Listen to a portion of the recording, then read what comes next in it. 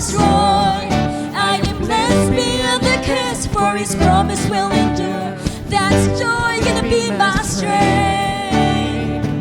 And though the sorrow may last for the night, His joy comes in the morning. I'm trading my sorrow, I'm trading my shame, I'm laying them down for the joy of the Lord. And I'm trading my sickness, I'm trading my sickness,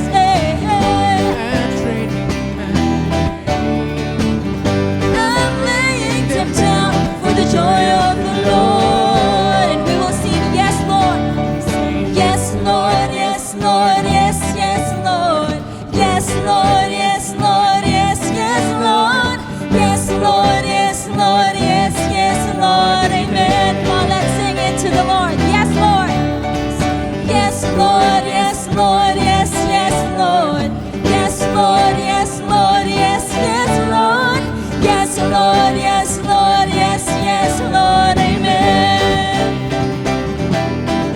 We sing, yes, Lord, yes, Lord, yes, yes, Lord, yes, Lord, yes, Lord, yes, yes, Lord, yes, Lord, yes, Lord, yes, yes, Lord, amen.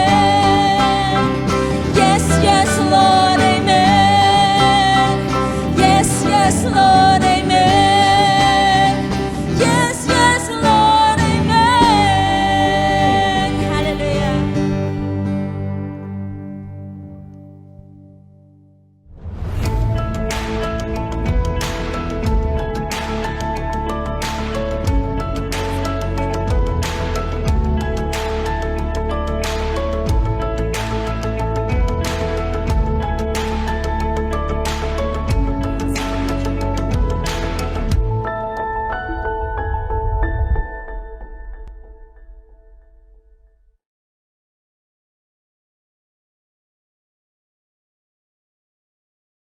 Makibasa po kayo sa akin sa Aklat ng Mga Awit, chapter 23.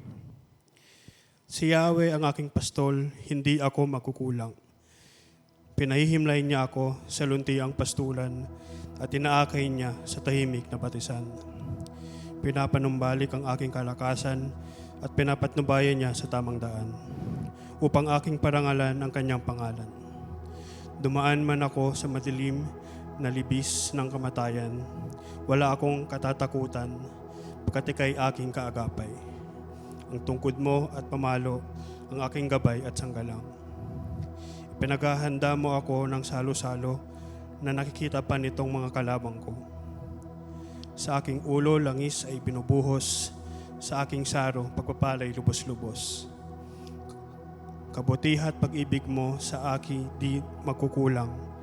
Siyang makakasama ko habang ako'y nabubuhay. At magpakailanmay sa bahay ni Yahweh mananahan. Purihin natin ang Diyos sa kanyang mga salita.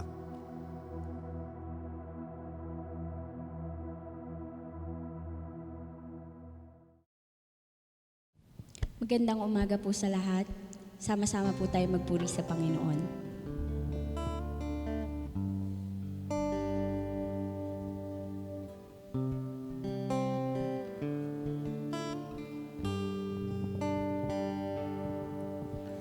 Shepherd of my soul, I give you full control.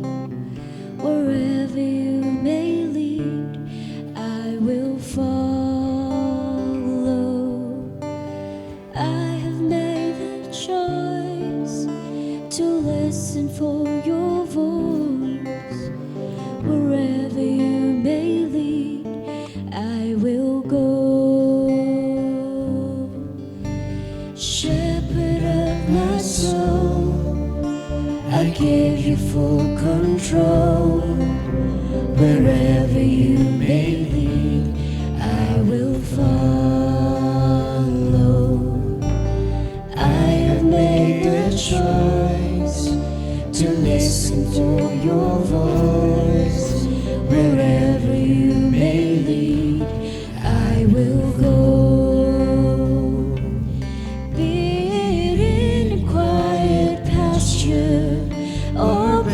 Gentle breeze, soul is by my side. Should I face a mighty mountain or a valley dark and deep, the shepherd of my soul will be my guide.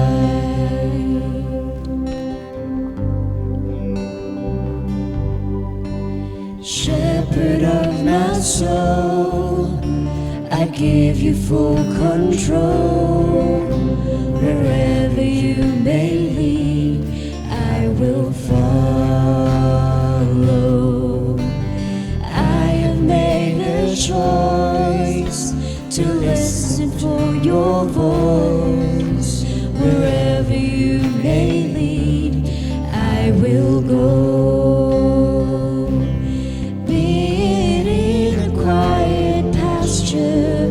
Or by a gentle breeze, the shepherd of my soul will be my side. Should I face a mighty mountain or a valley dark and deep, the shepherd of my soul will be my guide.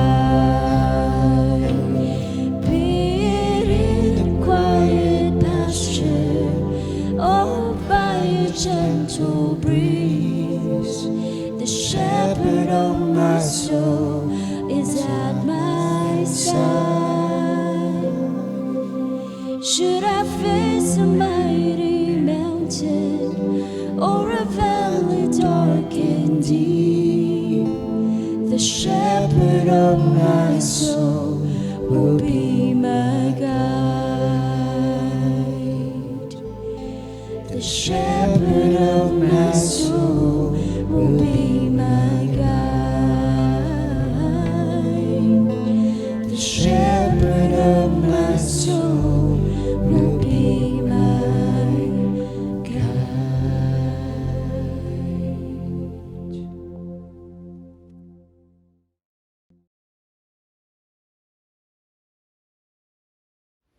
Tayo po ay manalangin. Heavenly Father, nagpapasalamat po kami sa panibagong araw na ito na ipinagkaloob niyo po sa amin. Salamat Lord sa panibagong pagkakataon na kami ay sama-samang magpupuri at sasamba sa inyo. Lord, sa araw na ito, ipinapanalangin po namin ang bawat isa na magiging parte ng aming online worship service. Nawa Panginoon, pagpalain niyo po sila at ang lahat ng gawa ng kanilang mga kamay ay maging pagpupuri sa inyo at nawa maging pagpapala din po sila sa buhay ng lahat ng mga makakanood ngayong araw na ito. Lord, ang nais lang namin na ipapurihan ka at sambahin ka dahil sa kabutihan mo po sa amin. At alam namin, Panginoon, na sa panibagong taon na ito, ikaw pa rin ang aming kasama sa lahat ng aming mga gagawin sa aming buhay. Kaya Panginoon, nandito po kami at sama-sama kaming magpupuri at magpapasalamat sa inyo. Maraming salamat po Lord at nawa ang aming mga papuri at pagsamba ay tanggapin mo ngayong araw na ito. Salamat po at pinagkakatiwala po namin sa inyo ang online worship service ngayong araw na ito. Sa inyo po namin ibinabalik ang lahat ng papuri at pasasalamat sa pangalan ni Jesus. Amen.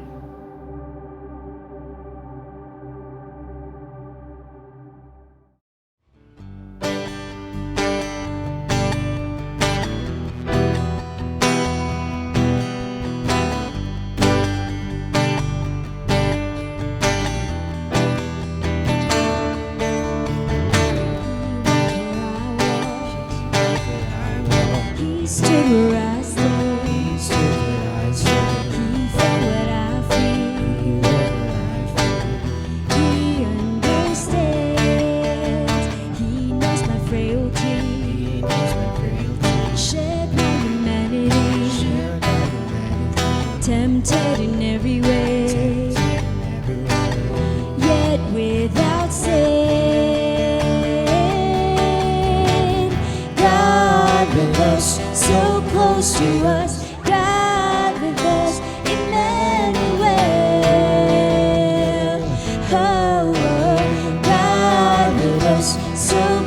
to us, God with us, Emmanuel, Emmanuel. One of the hated race, stung by the prejudice, suffering injustice, yet he forgets, wept for my wasted years, paid for my wickedness. He died in my place, that I might live. God with us, so close to us, God with us, Emmanuel. Oh, God with us, so close to us, God with us, Emmanuel. Oh, God with us, so close to us, God with us, Emmanuel. Oh, God with us, so close to us, God with us, Emmanuel, Emmanuel, Emmanuel.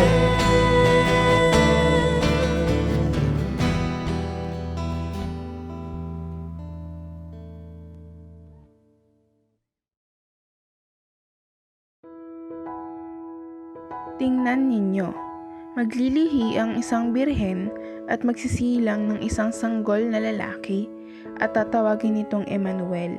Ang kahulugan nito'y kasama natin ang Diyos. Mateo 1 verse 23. Israel, ito ang sinasabi ni Yahweh na lumikha sa iyo. Huwag kang matatakot sapagkat ililigtas kita. Tinawag kita sa iyong pangalan, ikaw ay akin. Kapag dumaan ka sa malalim na tubig, sasamahan kita. Tumawid ka man sa mga ilog, hindi ka malulunod.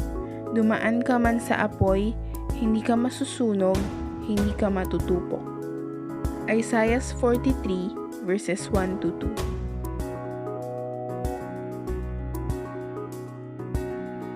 Sinabi ng Panginoong Hesus, turuan ninyo silang sumunod sa lahat ng inuutos ko sa inyo. Tandaan ninyo, ako'y laging kasama ninyo hanggang sa katapusan ng panahon. Mateo 28 verse 20.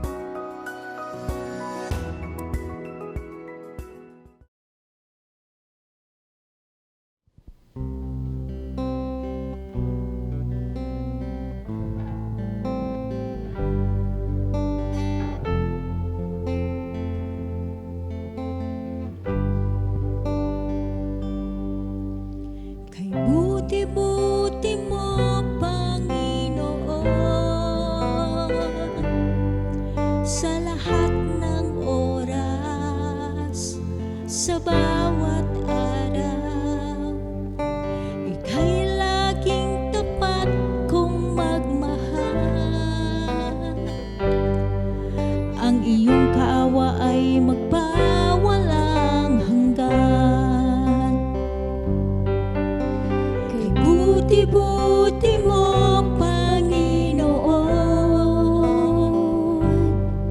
sa lahat ng oras, sa bawat araw.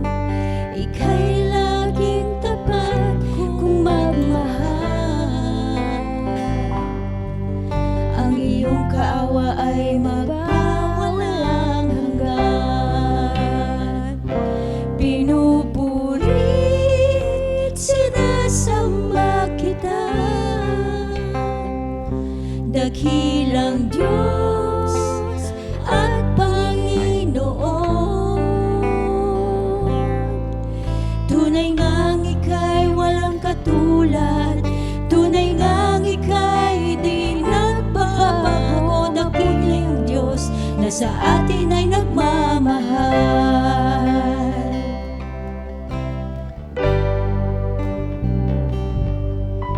Kay buti-buti mo, Panginoon, sa lahat ng oras, sa bawat araw, ika'y laging tapat kung magmahal.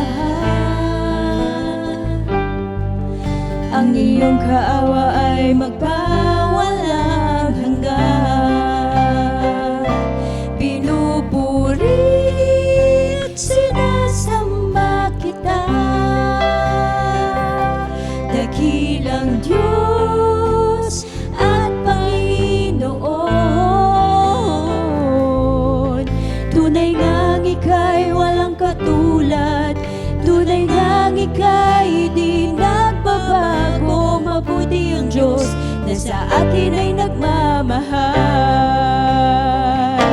Pinupurit, sinasamba kita,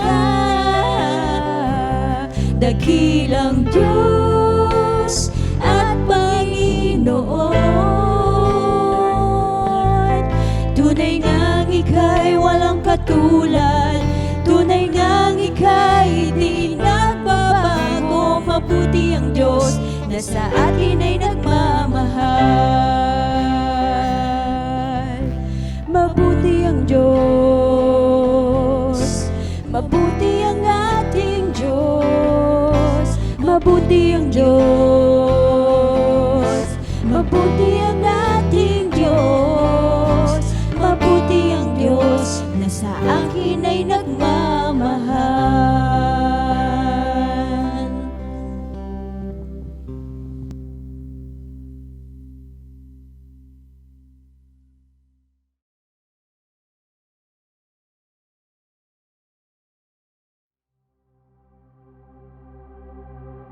Tayo po'y manalangin. Manaming Diyos na makapangyarihan sa lahat, patuloy po kayo naming pinupuri at tinadakila, niluluwalhati ang iyong pangalan sa aming kalagitnaan. Salamat po sa mga awitin na nagbigay kapurihan sa iyong dakilang pangalan sa umaga pong ito. Hayaan niyo po, Panginoon, ang mga oras na ito ay maging pagpapala, Panginoon, sa iyo, God, ang lahat ng aming mga ginawa. Samahan niyo po kami patuloy sa aming pananatili sa bahay panalanginan na ito at saan man po kaming lugar na naroon, Panginoon, sa aming mga tahanan na nakikipag-ugnayan, Panginoon, sa iyo. Salamat po sa patuloy na intervention niyo, Panginoon, sa aming kalagitnaan. Patuloy namin tinataas at dinadakila ang iyong pangalan sa lahat ng gagawin niyo po sa aming mga buhay. At sa aming pananatili, hayaan niyo po, Panginoon, ang iyong banal na Espiritu ang patuloy na mangusap sa buhay ng bawat isa sa amin. Through your word, empower them, Lord. Salamat po sa United One in Spirit na patuloy namin kayong tinataas at tinadakila at pinapupurihan sa lahat ng ito. Purihin ka, Panginoon, magpakailanman. In Jesus' name we pray. Amen. Amen. Amen.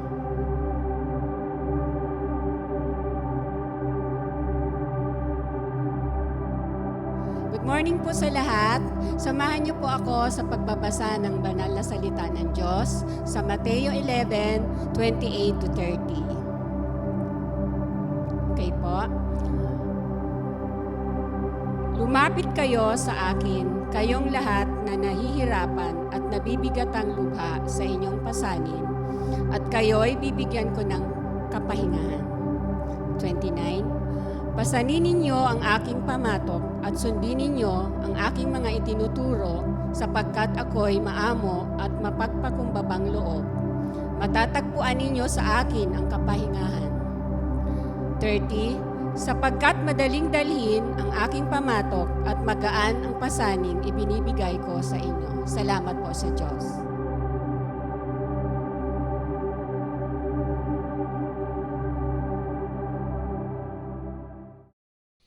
Ayan, minsan pa po, magandang umaga sa bawat isa.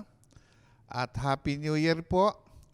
Saan man kayo nandoroon, ay sama-sama po tayong makinig ng salita ng Diyos. Anyayahan po natin ang ating pamilya, ang ating mga anak, ang iyong asawa, at makinig po tayo sa mensahe ng Panginoon. At ang bagong taon pong ito ay simulan po natin ng kasama ang Diyos. Kaya ang title po natin ngayon ay isang bagong simula na kasama ang Diyos. At yun po yung gusto nating tingnan, na sa bawat araw ay kasama natin ang Diyos. At nais po nating tingnan ang mga talata sa Mateo 11:28 hanggang 30. Sundan po ninyo ako at basahin po natin talatang 28. Lumapit kayo sa akin, kayong lahat na nahihirapan at lubhang nabibigatan sa inyong pasanin, at kayo'y bibigyan ko ng kapahingahan. Pasanin ninyo ang aking pamatok at matuto kayo sa akin, sapagkat ako'y maamo at may mababang loob.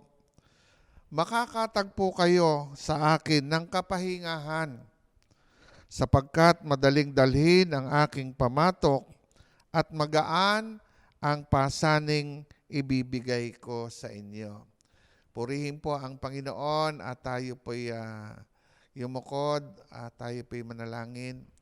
Amang banal, pinupuri ka namin o dakilang Diyos. Salamat na may bagong taon kami, Panginoon, na nagisnan. Dahil ito ay sa biyaya mo. Ito'y kaloob mo sa amin upang patuloy ka naming hanapin, upang patuloy kaming magpuri sa iyo, magpasalamat sa iyo. Salamat at dalangin po namin sa umagang ito ang pangungusap mo, Panginoon, sa bawat isa. Pagpalain mo po ang bawat pamilyang nakikinig ngayon, maging saan man siyang dako nandoroon. Ama, mangusap ka po sa pamamagitan ng iyong banal na salita. Samahan nga po niyo kami, pangunahan po ninyo, O Diyos, ang iyong abang lingkod. Sa pangalan ng iyong anak na si Jesus. Amen. Isang bagong pasimula na kasama ang Diyos. Napakaganda po ng panawagan ng ating Panginoong Hesukristo. Dito po ang mga Hudyo ay nabibigatan sa mga pasanin nila dahilan sa mga religious leader na matatalino ngunit spiritually proud sa kanilang mga ginagawa na pagsunod sa kanilang relihiyon. Kaya nabibigatan na po ang mga Hudyo, ang mga mananampalataya. At maaaring yung mga panahon na yon, sa dami rin po ng ginawa ng ating Panginoong Yesus na kababalaghan, ay marami pa rin ang hindi nagbabalik loob sa Diyos. Kaya may panawagan ang Diyos sa atin, ang Panginoong Yesus. Nasabi po rito at nais nating tingnan, paano tayo makakatanggap ng tunay na kapahingahan? Sapagkat sa pasimula ng taon ay iba't ibang balita na ang naririnig natin na nagbibigay sa atin ng kabigatan upang magpatuloy sa ating paglalakbay sa buhay pananampalataya. Kaya paano tayo makakatagpo ng tunay na kapahingahan? Lalo na ngayon, kabi-kabila kung ano ba ang kukuning vaccine para malampasan natin o hindi tayo mahawa ng COVID-19. Lalo na nag-mutate ang COVID-19 na ito. May mga ibang variances na ang virus na yon ayon sa balita. Ngunit purihin ang Panginoon. May paanyaya siya sa atin para makatanggap tayo ng tunay na kapahingahan. Una pong imbitasyon ng ating Panginoong Yesus ay to come. Lumapit kayo sa akin. Lumapit. Sabi po sa verse 28, lumapit kayo sa akin, kayong lahat na nahihirapan at lubhang nabibigatan sa inyong pasanin. Dahil sa problema ay kailangan po nating kilalanin at lumapit tayo sa ating Panginoong Hesukristo. Sa mga hindi pa po ligtas, ito po ay panawagan sa kanila upang sila ay manampalataya sa ating Panginoong Hesukristo. Nananawagan po ang ating Panginoong Hesus. Lumapit kayo sa akin. Lalo na ngayon, simula pa lang ng taon ay masasamang balita ang pumutok sa news, sa ating mga balita, at nakakagimbal na ang mga balitang yan. Patayan dito, patayan doon. At ang sinabi sa 11, ang Matthew 11 verse 21, sinabi ng ating Panginoong Hesus, kawawa ka, Kurasin. Kawawa ka, Betsaida. Sapagkat kung sa Tiro at Sidon ginawa ang mga kababalaghang ginawa sa inyo, malao na sanang nagdamit ng sako at naupo sa abo ang mga taga roon upang ipakilalang sila'y nagsisisi. Kaya ito po ay panawagan.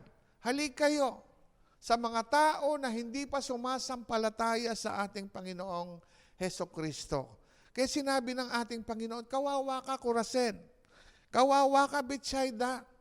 Ang dami ng himala na nakita ninyo pero hindi pa rin kayo nagbabalik loob sa Diyos. Halik kayo, lumapit kayo sa akin, sabi ng Panginoon. Isang panawagan, hindi lang sa mga hindi pa naligtas, kundi sa bawat isa ay nananawagan ang Diyos sa atin. Halik kayo, lumapit kayo sa akin. At anong pangako niya? Makakatanggap kayo ng kapahingahan. Kaya tunay na kapahingahan. At sa mga mananampalataya, ito ay panawagan upang tayo ay lubusang magtiwala. Ito ay panawagan sa atin upang ipagpatuloy natin ang ating nasimulang pananampalataya. Ito yung commitment natin sa simula ng taon. Ay commitment natin upang ipagpatuloy natin ang ating mga nasimulan. Anumang mga pasanin na yon, ipagkakatiwala natin sa Diyos. Ito ay isang imbitasyon na kung saan maaaring nabibigatan tayo sa mga problema, maraming nawala ng trabaho, maraming dumaraing dahilan sa mga problema. Ngunit ang Panginoong Hesus ay nananawagan, lumapit kayo sa akin. Sino? Kayong lahat na napapagal at nabibigatang lubha sa inyong dalahin at kayo ay, anong pangako? Bibigyan ko ng kapahingahan.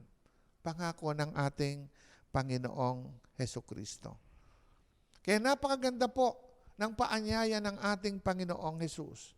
Lumapit tayo. Sino? Kayong lahat na nabibigatan. Ang daming problema. At naaalala ko po nung yung footprint in the sand. Nang sabi nung tao na yon, na kung kailan ako walang problema, 2 pares ng bakas ang nakikita ko sa dalampasigan. Ngunit kung kailan ako may problema, saka naman 1 pares ng bakas ang nakikita ko.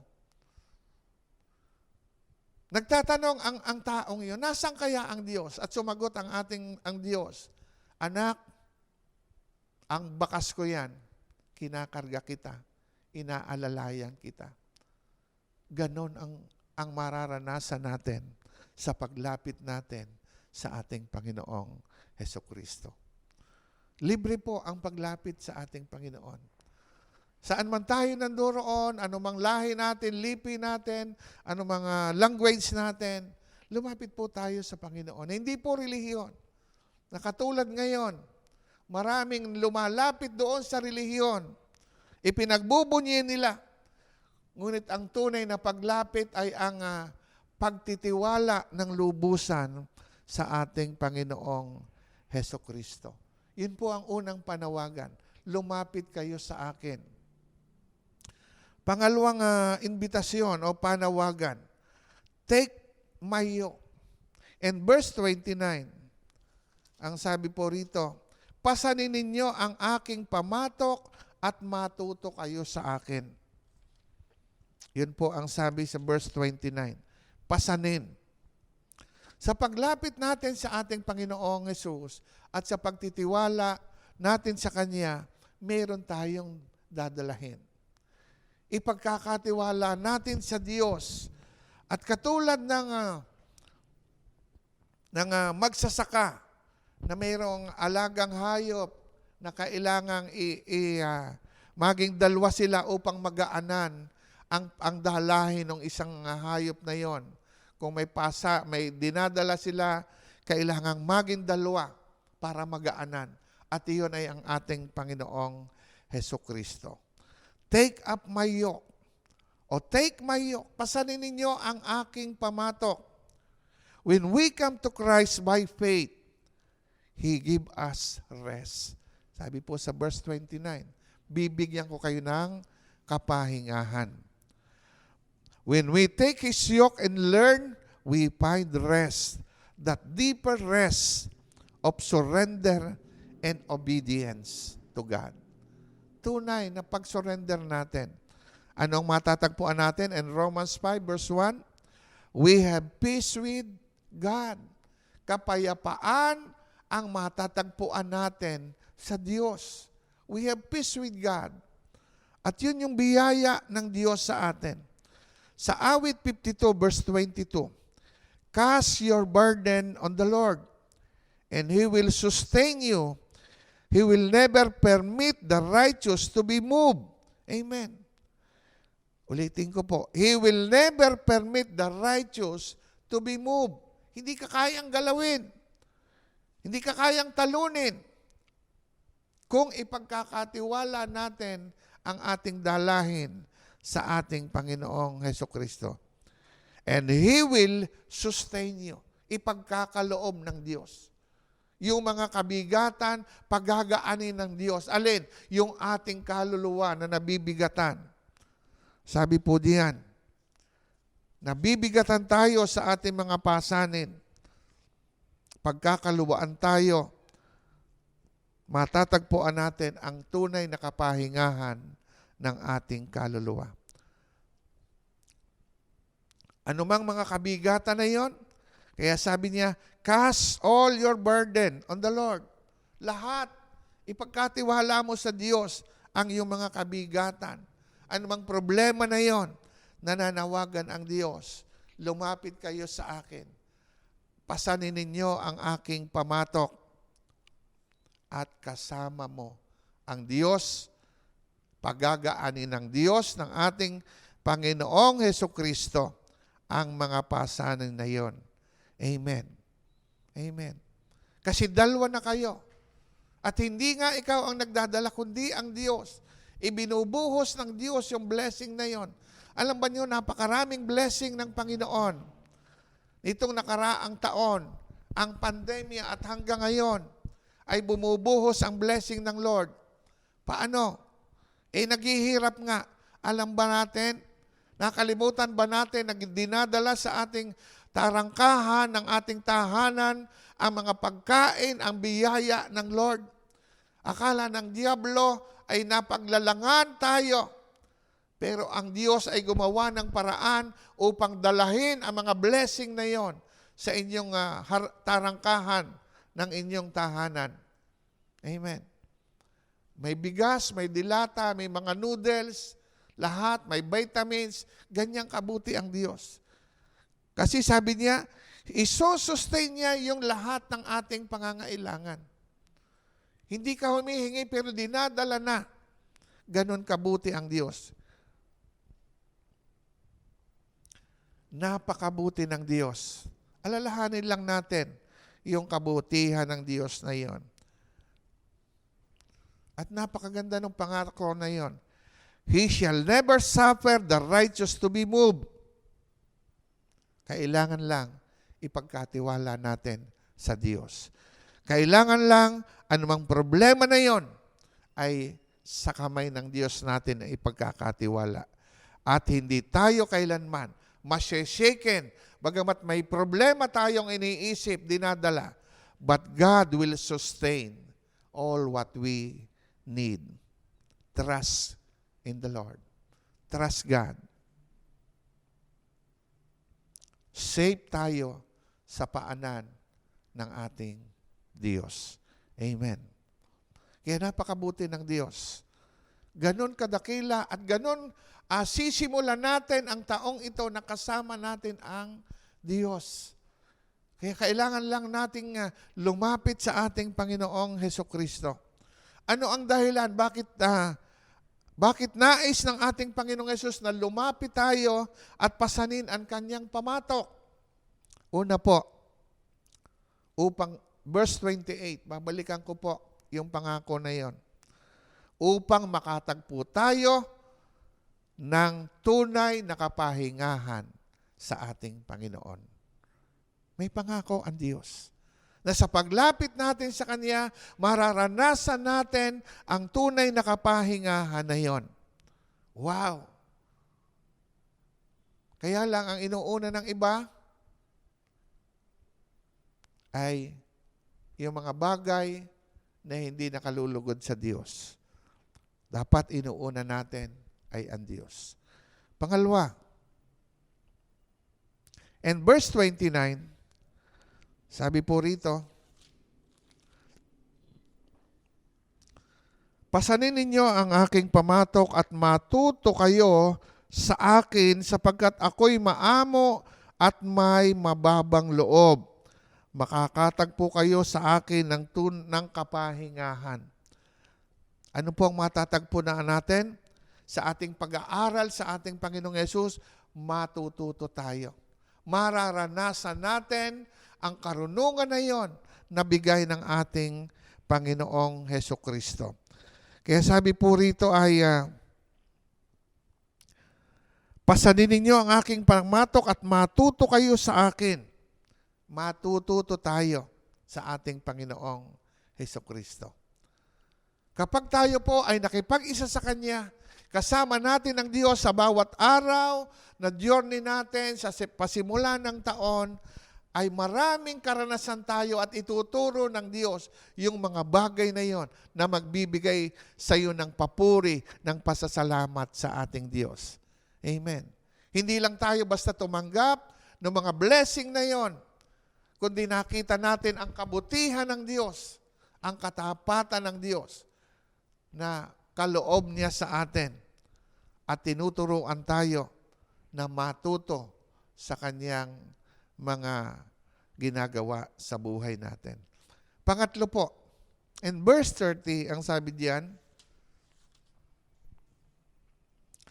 sapagkat madaling dalhin ang aking pamatok at magaan ang pasaning ibinibigay ko sa inyo. Ang blessing na mayroon tayo, magagaanan tayo sa ating mga pasanin. Amen. Bakit? Dalawa na kayo. Kasama mo ang Diyos. Kasama natin ang Panginoong Yesus. Hindi ka nag-iisa sa iyong pagtatrabaho, hindi ka nag-iisa anuman ang iyong ginagawa, na sa bawat araw, paggagaanin ng Diyos ang bawat mga dalahin natin. Lalo na sa ating pamilya, lalo na po sa pasimula ng taon na ito, na iba't ibang balita ang bumabagabag naman sa ating mga puso at isipan. Ngunit mayroon tayong Diyos na siyang gumagawa, nagbibigay ng katagumpayan, pinapagaan ang ating mga pasanin sa bawat araw. Kaya papurihan natin ang Diyos, pasalamatan natin ang Diyos. At pang-apat, upang makasama natin si Jesus sa bawat araw. Amen. Kasi hindi kanya iiwan, hindi kanya pababayaan. Sasamahan kita hanggang sa dulo ng daigdig. Ganon kabuti ang Diyos. Saan man tayo pumunta, ano man ang ating ginagawa, magbigay ito ng papuri sa ating Diyos. Kasama natin ang Diyos. Amen. Kaya simulan natin ang taong ito na may isang bagong pasimula na kasama ang Diyos. Ang kailangan lang, lumapit ka sa Kanya. Kilalanin mo na ang panawagan niya sa atin. Tanggapin mo ang panawagan na yon ng ating Panginoong Hesukristo. At ang hamon po sa umagang ito, gusto mo bang makasama ang Panginoong Hesus sa buong buhay mo at maranasan ang tunay na kapahingahan na matatagpuan sa Kanya? Amen. Lumapit ka sa Panginoon. Kailangan lang natin kilalanin ang ating Diyos. Lumapit po tayo. Kaya anong tugon mo sa panawagan na yon? Una, lumapit ka kay Jesus. Pangalawa, pasanin mo ang kanyang pamatok. At ang pangako ng Diyos, bibigyan ka ng tunay na kapahingahan, tunay na karunungan na nagmumula sa Kanya. At ang pasanin na yon ay paggagaanin ng ating Diyos. Kaya purihin po ang ating Panginoon. Sa umagang ito, patuloy mong papurihan ng Diyos. Patuloy mong ihayag sa Kanya yung katapatan niya. Huwag mo nga hayaan na hindi ka magpasalamat sa Kanya, kundi ihayag mo ang pasasalamat na yon. Hindi lang tuwing linggo, kundi sa bawat araw, sapagkat kasama mo ang Diyos. Amen. Purihin po ang ating Panginoon. Pagpalain po ng Diyos ang mabuting balita na ating tinanggap ngayon. Amen.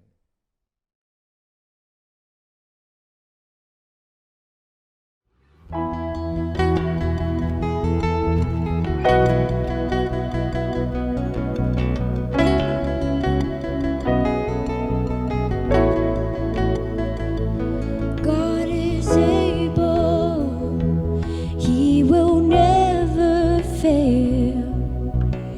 He is Almighty God, greater than all we seek, greater than all we ask. He has done great things, lifted up, He defeated the grave, raised to life. Our God is able. In His name we overcome. For the Lord our God is able.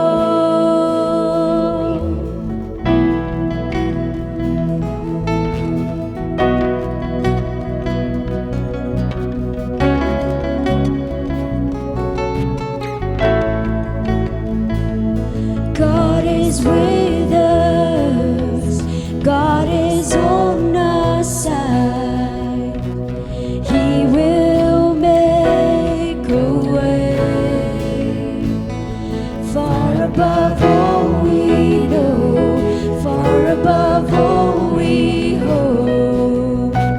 He has done great things, lifted up, He defeated the grave, raised to life. Our God is able. In His name we overcome.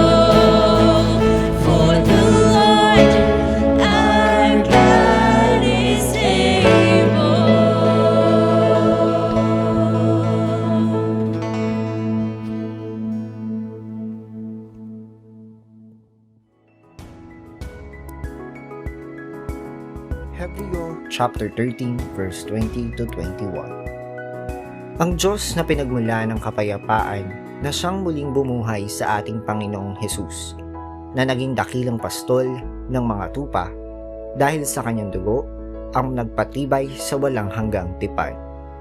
Naway ipagkaloob niya sa inyo ang lahat ng kailangan nyo upang maisagawa ang kanyang kalooban. At sa pamamagitan ni Hesukristo ay gawin niya sa atin ang nakalulugod sa kanya. Papurihan nawa si Kristo magpakailanman.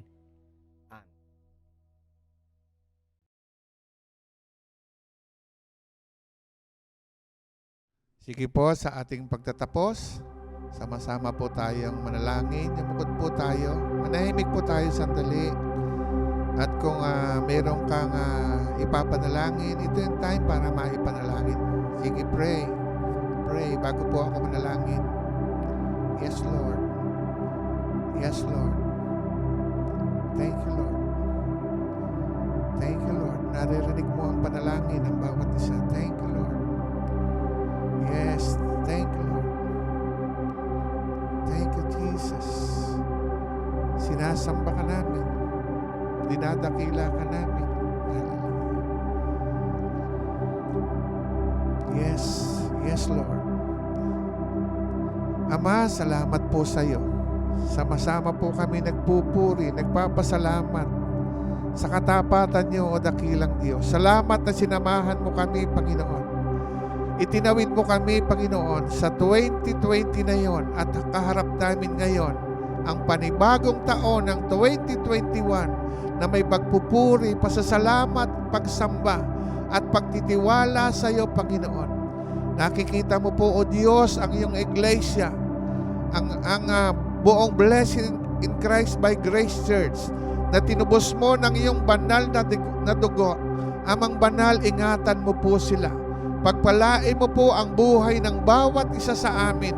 Ilayo kami, O dakilang Diyos, sa sakit na ito, Panginoon, na nakakahawa, ang COVID-19, at ipagkatiwala namin sa iyo, Panginoon, ang journey na ito na ikaw, O Diyos, ang kasama po namin. Ama, salamat po. Pagpalain mo po ang bawat sambahayan. Abutin mo po, O dakilang Diyos, ang pangangailangan ng bawat isa.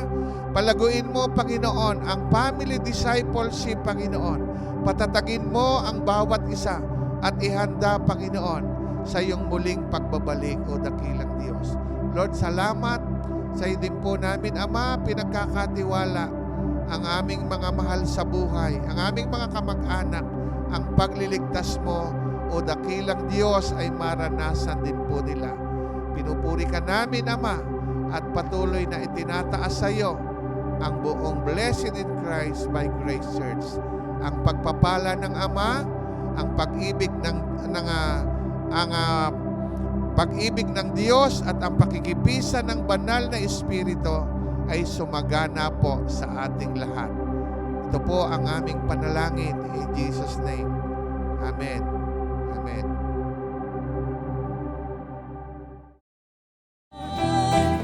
We sing, yes, Lord, yes, Lord, yes, yes, Lord. Yes, Lord, yes, Lord, yes, yes, Lord. Yes, Lord, yes, Lord, yes, yes, Lord. Amen. I'm pressed but not crushed. I am pressed but not crushed. Persecuted and abandoned. Stripped down but not destroyed. I am blessed beyond the curse, for His promise will endure. That's joy gonna be my strength. And though the sorrow may last for the night, His joy comes in the morning.